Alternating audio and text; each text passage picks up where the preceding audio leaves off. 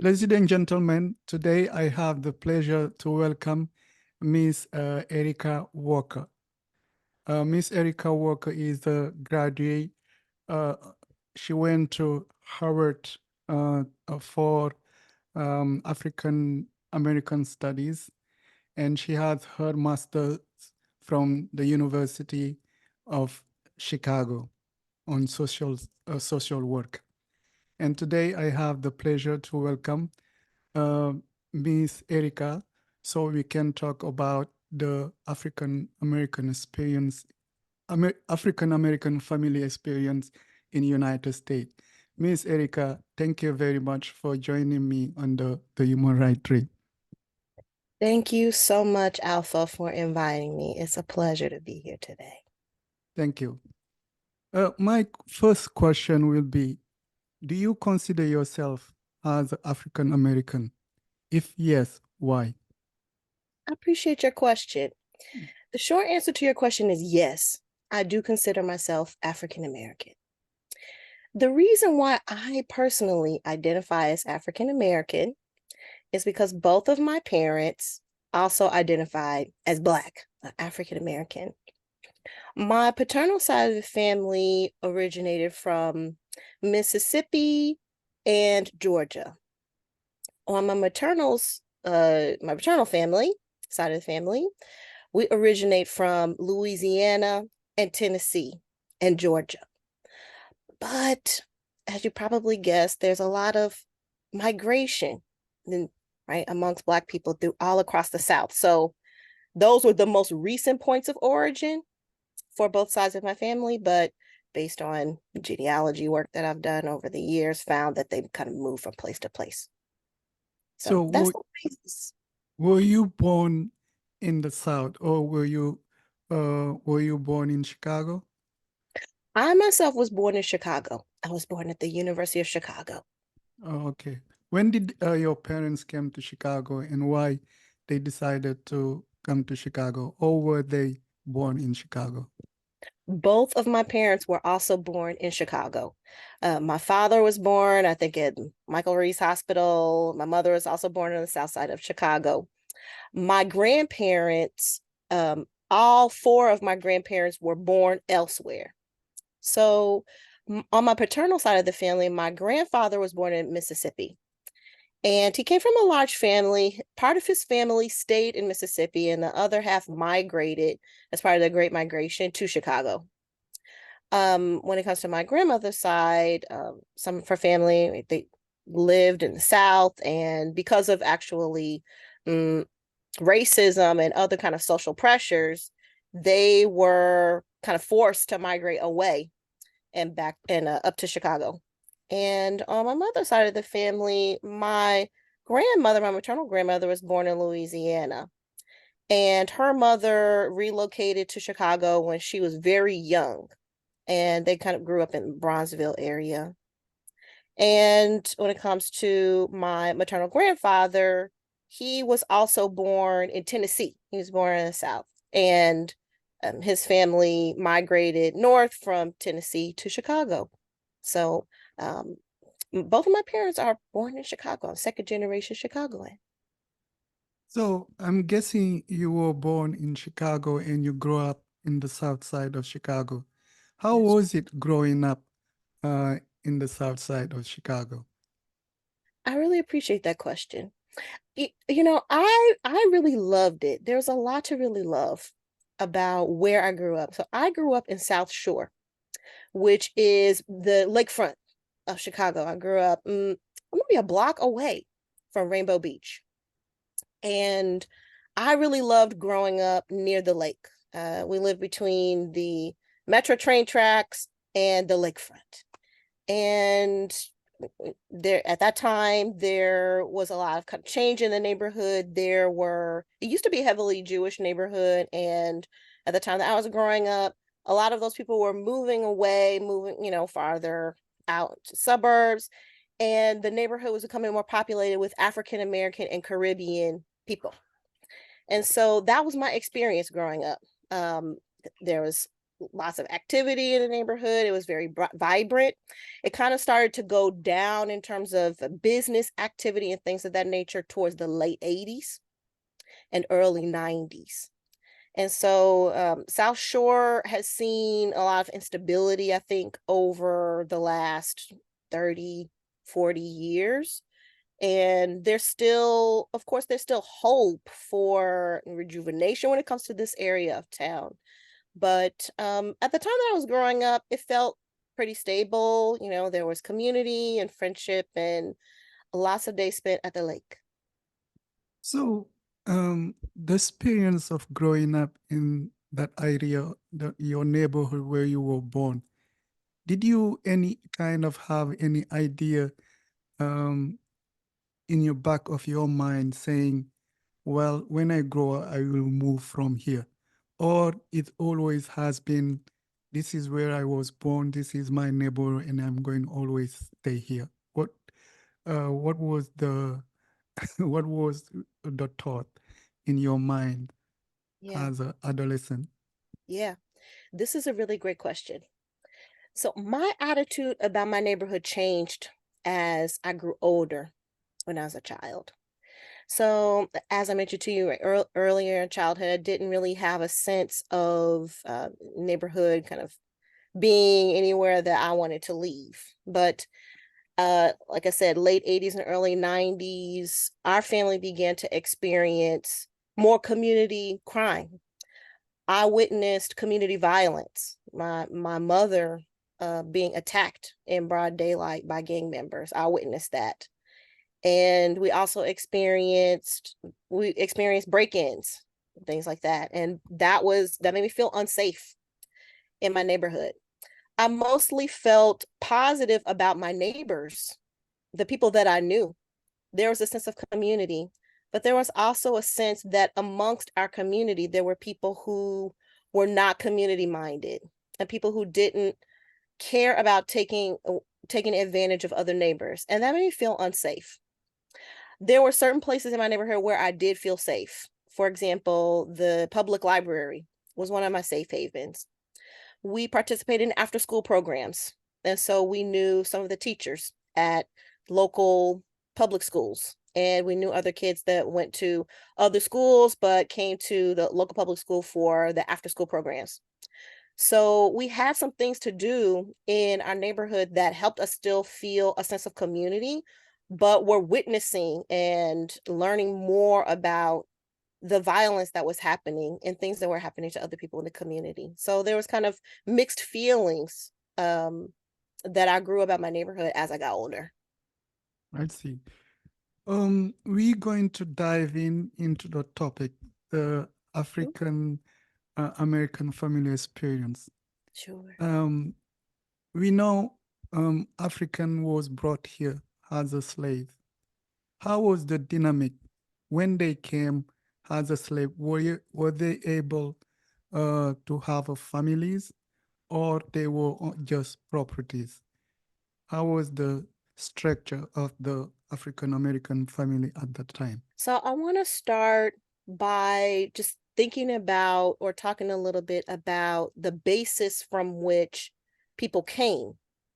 So there's a lot of variation when it comes to family structures in West Africa. But one of the commonalities across countries, across cultures in West Africa is the experience of being connected to an extended family.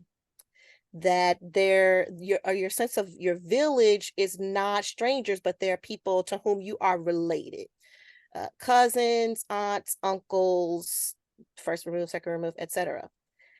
And so people who were captured in the height of the slave trade from, the 16th century to the early to mid 19th century, this was the cultural context that people were coming from as they're captured and inserted into the system of slavery. So people, of course, were separated from people who spoke their common language, separated from people who came from the same village or same cultural context, intentionally shuffled, and the connections intentionally broken to cause confusion, to make it easier for people to be controlled in the process of being subjugated. And so what you have is, as people are dispersed from West Africa into Brazil, into the Caribbean, into the United States, only about 10% of the people who survived the slave trade made it to the United States. 90% of the people were either transported to the Caribbean or to South America. So people are coming with this cultural context and now inserted into very violently into a completely different culture and into an economic system that emphasizes individuality. And so you have people who have been truly ripped from their families, people who have been ripped from their cultural context and are put in a position where they have to adapt to a new culture while also being stripped of their power and their agency, including their ability to build families. So this was very difficult and an untold source of sadness and trauma. I don't think it's an exaggeration to say that this is a traumatic experience for people. And so because human beings desire the connection of family, we're hardwired as human beings to be in relationship and to be in connection. People tried to rebuild, however they could, their relationships with others, right? But there are ways in which they were legally not enabled to do that. In the late 17th century, laws were passed, a series of laws were passed that essentially rendered people who were enslaved as less than human, that they did not have access to the rights of people who were recognized as citizens, including the right to marry. So again, people are trying to kind of rebuild their relationships, rebuild their sense of connection to others, but very explicitly forbidden from doing that by the law. And so these laws, intensify over the decades and function as a barrier to keep people from forming family, forming community in a way that's recognized and honored. So, as a psychotherapist, how that those reality can affect somebody? This is a really great question. I appreciate this. So now I'm going to bring in some more modern insight, I guess, which is around the sources of wellness or the ways in which you feel good, which can be described in a way as coming from our experience of access to four distinct hormones, four distinct chemicals: dopamine, oxytocin, serotonin, and endorphins. Oxytocin is sometimes called the love hormone or the cuddle hormone.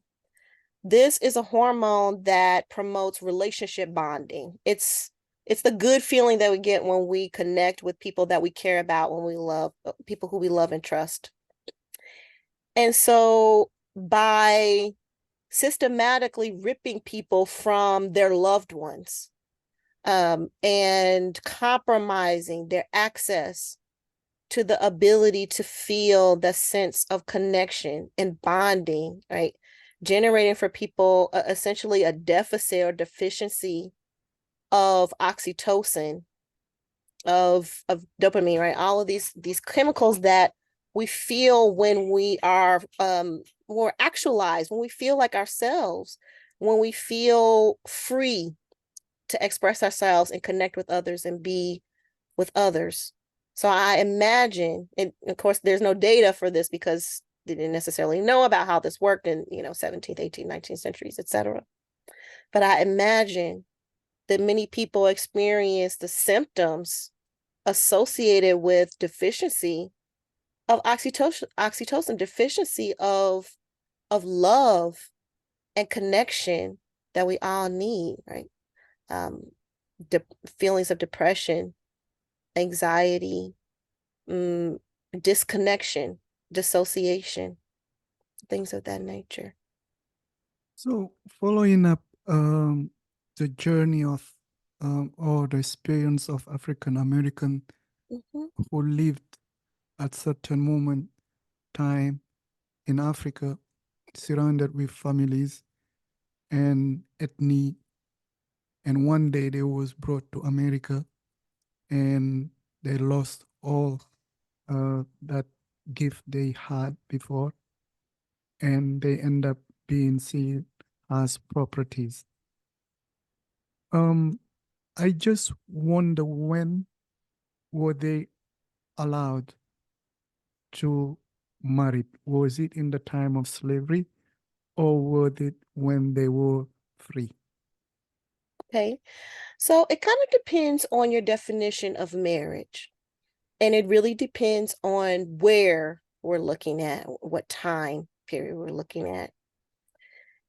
In the North, generally speaking, marriages between free people were recognized in the 19th century, we could say. But in places where enslaved people were not recognized as fully human, their marriages were not recognized as legally binding. There was actually debate in some instances between slave masters around the merits of allowing slaves to marry. Some had the theory that by allowing slaves to form families and to marry, that it would keep them on the plantation. It would reduce their risk of flight, their risk of escaping. And then there were others who, on the other hand, believed that by essentially strengthening a person's character or their person's will by allowing them to connect with loved ones, to gather strength from a family unit or from a sense of community, that will undermine the efforts to essentially keep people enslaved. So there was debate around the merits of this, but in any case, in slave states, southern states, marriages between slaves were not really recognized. And so there's really some similarities essentially between this situation and today, where people recognize themselves as loved ones and treat one another as loved ones, but their relationship is not recognized by the state and they are not given the rights or privileges that come with that. I see. But at certain moment in time in this country, we know that slaves were free. So how did they, after their freedom, what did they do to reclaim their familyhood and their community? Yes. Immediately after the Civil War, well, we could even say after the Emancipation Proclamation, around that time, 1863, 1864, and beyond, people began to search in earnest for their family members and try to reconstitute their families. I just want to verbalize, right, that a significant portion of people experienced either being sold away from their families or having family members be sold away. And so there was just an inundation of advertisements, articles of people looking for their loved ones, mother in search of daughter, father in search of son, son in search of father, grandmother, right? Sometimes people would travel back to the last plantation from which they were sold to see if any of their loved ones were still there. So there was a huge push immediately after the Civil War for people to find their families. Some people were successful in reuniting with their family members, and some people were not. So there was great effort undertaken by many people, thousands of people, to find their family members again. So the other question I have related to family. Uh, Being slave for centuries, I guess have a lot of impact on people way of thinking, people way of behaving, and and it can even affect generations. So when you come to the African family, the transition to being enslaved and building a family, was it smooth or is still a challenge? I think the factors that illustrate this are complex and are affected by systemic factors, ways in which people were forced to migrate. So, I gave the personal example of my family, ways in which racism and lack of access to opportunity in the South primarily, but in different pockets all over the country, prevented people from staying in their hometown. Right? If you're unable to ply your trade, if you're unable to make ends meet, if you're pressured by the community to essentially only be a sharecropper or to only work under the white people there, right? That people would range farther afield for opportunities. So there are always systemic factors at play when people are kind of pressed and sustained into conditions of poverty that destabilize families, right? That people are going to seek those opportunities, move from town to town or move from place to place to find ways to make money or do things to make money and send it back to their family or do what they need to do. So I think that's something significant that has impeded the ongoing strength of African-American families in this country. I think also there's a way in which the community that in some cases was fostered out of necessity because of segregation was dispersed when people were no longer kind of pressured into the same community. And so, for example, in Chicago, Bronzeville was an area that was defined by redlining, that African American people could really only live between Cottage Grove to the east and King Drive to the west. Well, at that time it was called South Park Boulevard. And 35th Street to the north and roughly 63rd Street to the south. That there was a very clear, at least on the south side of Chicago, right? There was a very clear area within which Black people were allowed to live and not beyond that. And so the pressures that kept people in community actually, in some cases, powered the success of the community because you could only go to the Black dentist, you could only go to the Black hospital. And so in situations where the community was actually, I don't want to say that the oppression was necessarily lifted off, but there were ways in which people were given more access to other parts of the city, that sense of community was now dispersed. So now you have pockets of African Americans in different parts of the city, but they're in communities where they are not really supported. They're surrounded by a lot of neighbors that don't want them there, or a lot of community institutions that give them traction or don't want to accept them, right? You still can't go to the white hospital or still have issues being one or two or handful of Black children at the predominantly white school. So there's kind of an underside to integration that actually created a situation where people did not feel the connectedness to the community and spent a lot of time struggling or pressing to integrate, to be accepted. I think that some of these dynamics are still in play today.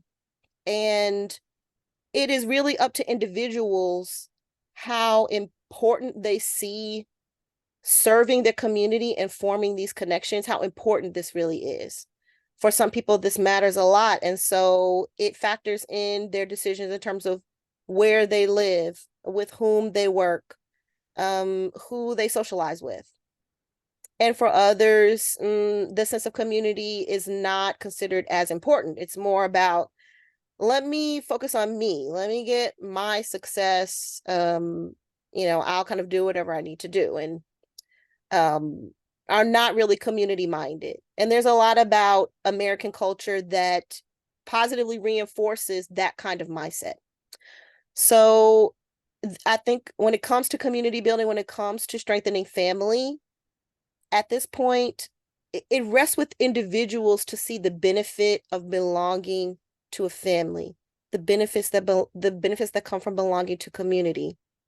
There are things that we're able to achieve together that are more difficult to try to do as an individual. And again, out of necessity, African Americans kind of had to do this, or lean into our communities for survival. So now the crisis is, do I want to lean into this system, this capitalistic system, and focus on my personal wealth or focus on my personal well-being and leave the community second? Or is there a way to both, to work for a world where I can both experience success and I can share that success and distribute that success to my loved ones, to my community, that I can allow the prosperity to connect with others? You see what I mean? Yeah, I would love to come through the notion of integration and the movement of the 1960s, fighting for voting rights, integration rights. But before then, um, observing, listening to you, the way I'm conceiving the African American journey is they were properties. At certain point, the country went to civil war, and they became free. But despite being free, we have many communities that have certain resentment toward them, despite they were here since the beginning. How those negative resentments um, can affect uh, the African family itself.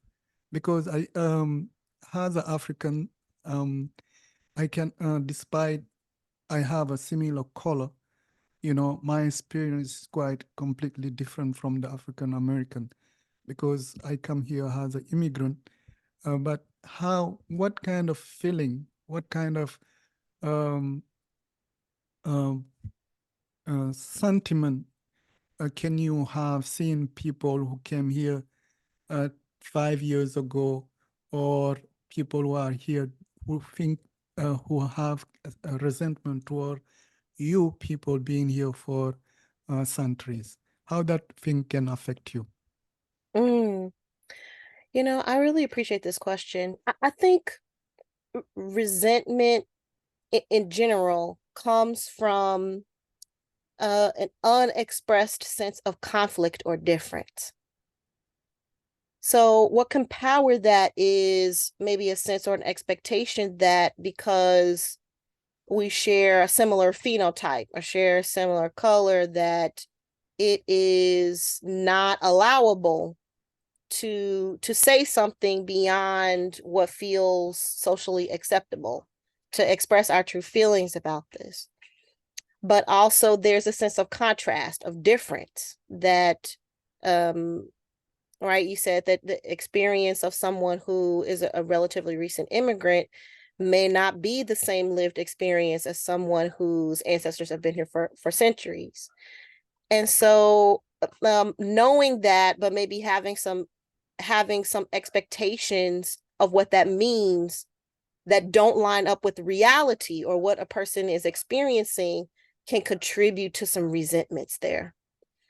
So my personal view here is that people of the African diaspora across the globe share many commonalities, that we've all been subjected to harms from systems of imperialism and capitalism, whether that involved being physically relocated, being physically dispersed around the globe, or experiencing oppression within African nations around the continent.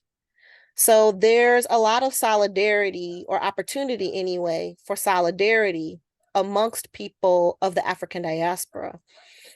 I think that listening, this communication, right? Talking to one another, telling each other's stories, hearing each other's stories helps prevent that and helps people see the commonalities. So people see that ultimately, from generation to generation across all human cultures, we all really want the same things. We all want to love and be loved. We all want to feel part of a family. We all want to feel belonging in terms of a sense of community. And everyone desires that and everyone needs that. And so it's something that we can build together. We live in a world that is more globally connected than ever before in history. And so what does it mean? What does community mean in a world like that? I think it means that we can build community with people who maybe didn't have our same lived experience, but people who have the internal desire, who from their heart wish to build with other people, in their heart wish to experience the safety of knowing your neighbors, of feeling connected, of feeling supported by others, whether you know them personally or whether you feel they're kind of part of your extended community. In the 1960s in America, we did see a lot of movement happening culturally. People trying to affirm their self of being proud of being African American. We see the civil rights movement through leaders such as Martin Luther King, others such as Malcolm X. Do you think those movement, those transformation did affect the African American family in the positive way? And also, did those movement affect the African American in community in the positive way? I think there were some positive benefits to what both of these leaders had to say. So I think Malcolm X was very effective in illustrating the harm that was caused and opportunities or possibilities for recovering from that, from rebuild from that. And I think that many people, whether they identify as Muslim or not, I think many people took this wisdom to heart and investigated ways to be more family minded or ways to be more community minded.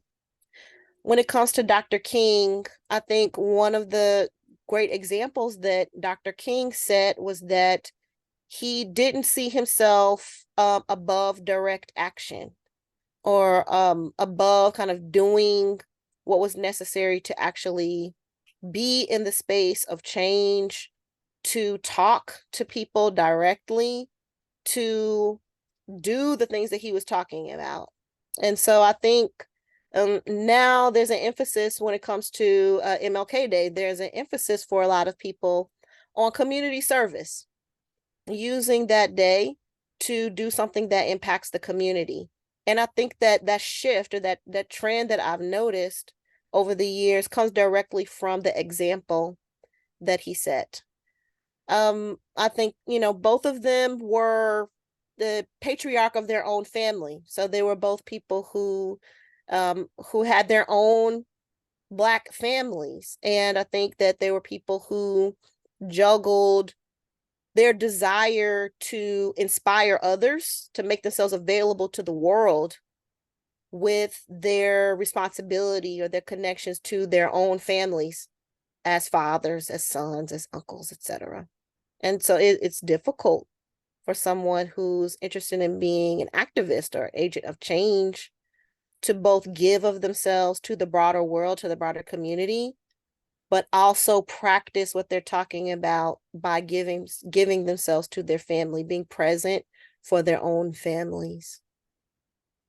We know as parents, we have the wish to see our children be in a better situation than we are. We know that many African leaders in the 1960s did their best. Some people paid their life for the better of their family and their community. Do you think with what we're witnessing in prisons, what we're witnessing in divided families in neighborhood, did you think the African American family is better than it was in the 1960s? That's a really great question. I'm not exactly sure what my basis for comparison would be, but I know that today people have more access to media channels or more access to communication channels such that we can hear from each other and see from each other more directly the realities that we're living.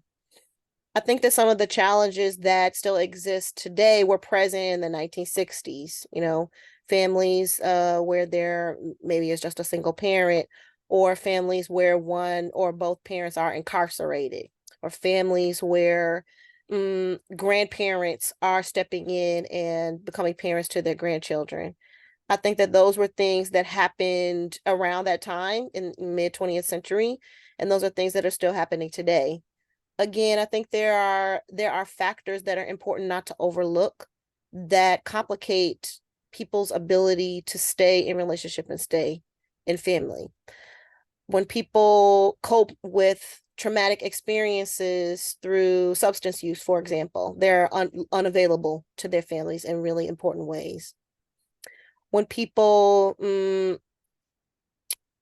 commit crimes, whether they're violent crimes or nonviolent crimes, or people do things in a way that is, illegal or underground or things like that, that can put people at risk to not be available for their families. I realize we're running out of time, but Yeah, I don't know that it's necessarily better or worse, but we can talk to each other now in a way that we couldn't then, which is important, I think. Miss Erica Walker, thank you very much for joining me under the Human Rights Tree. I look forward to having a future conversation and learn more about your view on uh, Af- African American, the challenges African American are facing today. Again, Thank thank you. Thank you kindly for this opportunity. It was a pleasure to answer your questions.